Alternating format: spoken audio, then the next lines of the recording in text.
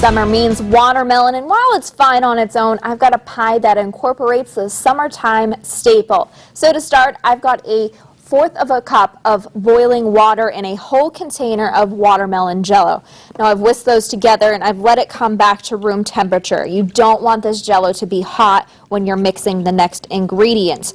And of course, you know, the watermelon jello doesn't taste like real watermelon. So this is definitely a recipe more lean toward the kiddos, as it has a more of a watermelon candy taste. So our next step is we're going to put in the entire container of Cool Whip. Now you're going to just want to put a little bit in here and whisk it in. And this is why the jello needs to be room temperature, so you don't just melt all this whipped chopping. It's a great noise if you can hear it. And this one also is very kid-friendly to get help with. The kids can definitely help you out with this one. All right, we should be able to put the rest of it in here now.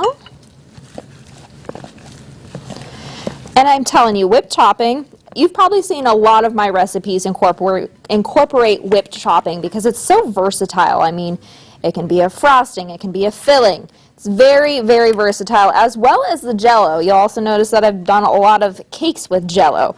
So it's just super helpful to make quick shortcut recipes like this one. Okay. I should probably have a bigger whisk, don't you think? This one's kind of small. Oh well, it's what I have.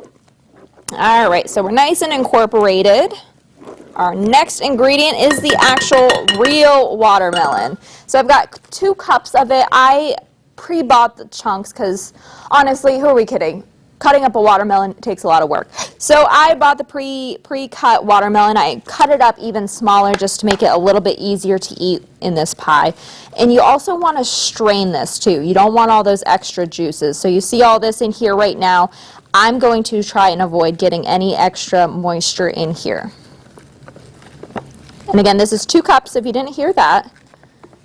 So about 1 container there's a little left over in 1 container. And that's ooh, don't quote me on this. I don't know, to be honest. You're going to have to measure it out.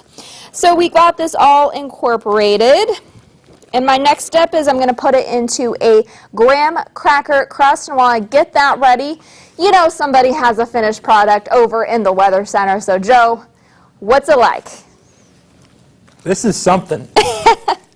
This is something like I've never, ever had before. It's something I've never, ever had before. And before all of you out there watching think that I'm going to give a negative critique here, I'm not. This is very interesting.